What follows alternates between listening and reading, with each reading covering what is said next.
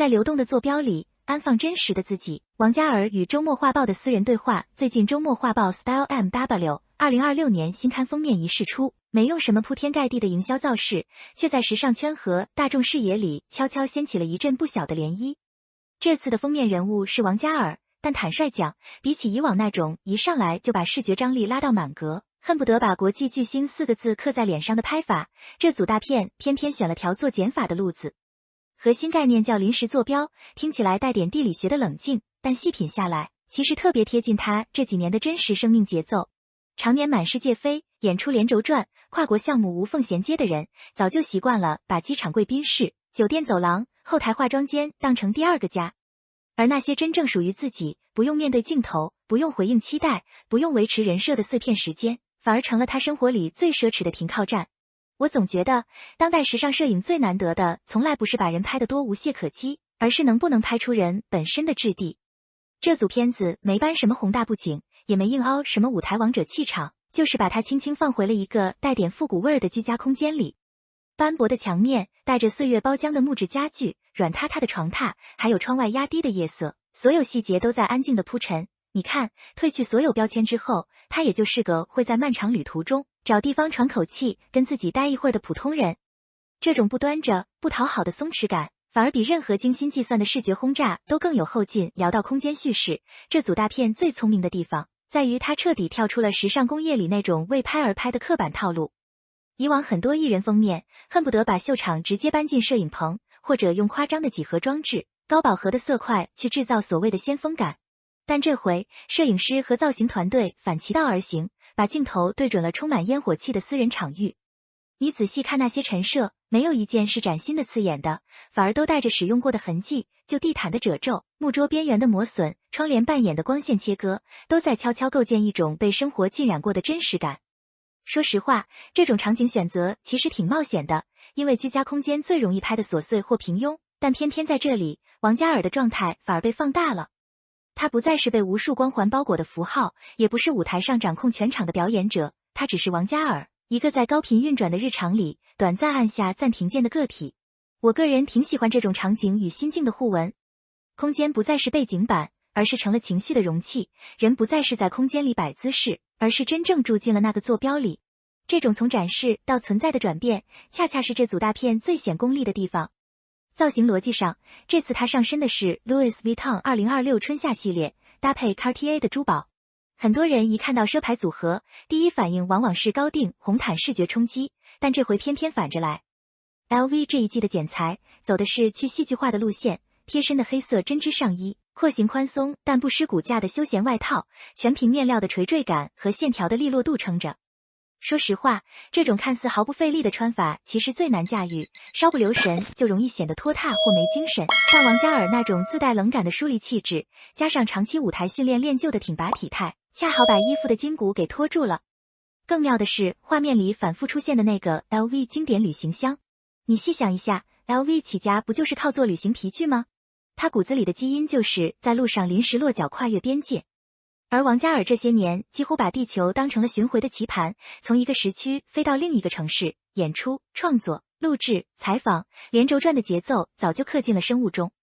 旅行箱在这儿早就不是单纯的拍摄道具了，它成了一种极具隐喻性的视觉锚点，每一次短暂的停留都是为了下一段更远的奔赴。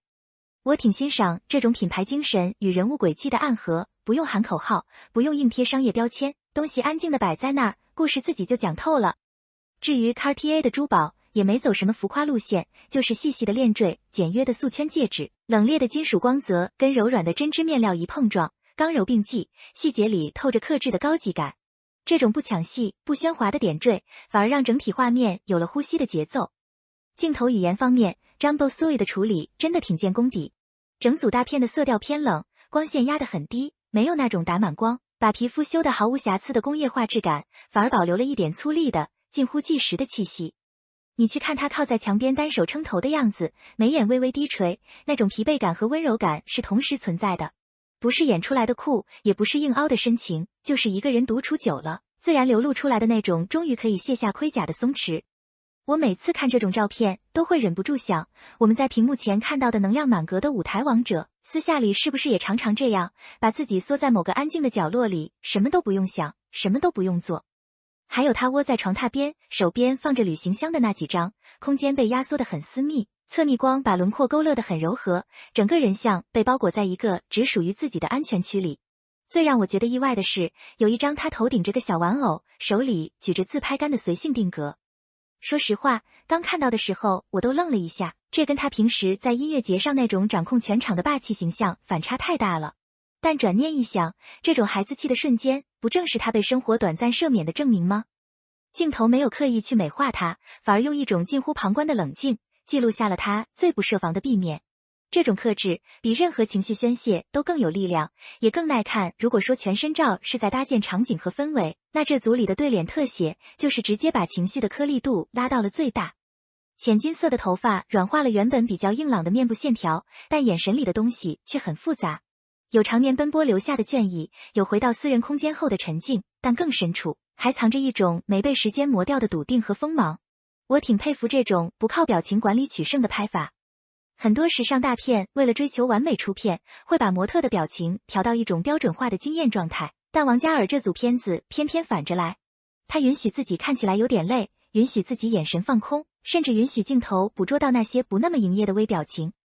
细看下来，你反而会觉得特别真实。因为我们都知道，舞台上那个能瞬间点燃几万人的他，背后是无数个练到凌晨的排练室，是倒不完的时差，是扛在肩上关于华语音乐出海的压力。聚光灯打下来的时候，他必须是满格的，但灯灭了，他也有权利做个会疲惫的普通人。这种不完美的真实，恰恰是这组大片最打动人心的地方。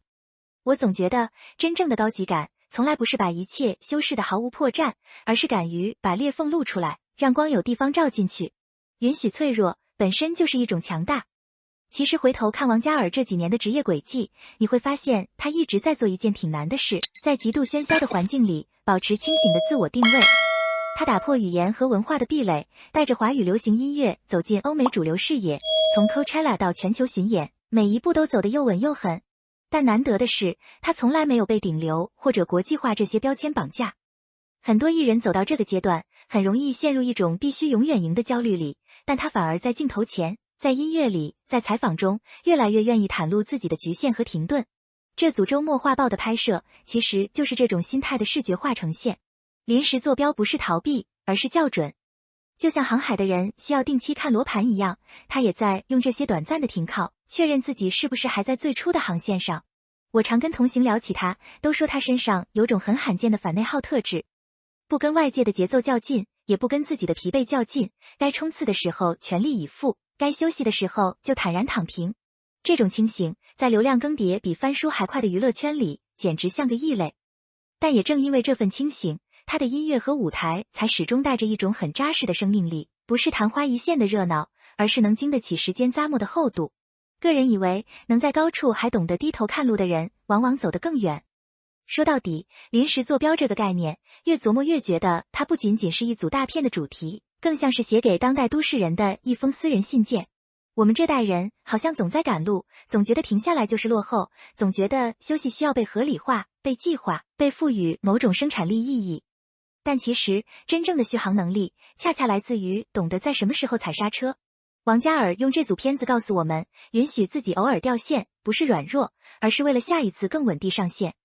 那些散落在旅途中的、看似不起眼的停靠点，不是人生的空白页，而是用来沉淀、修复、重新对焦的缓冲带。我个人很认同这种生活哲学。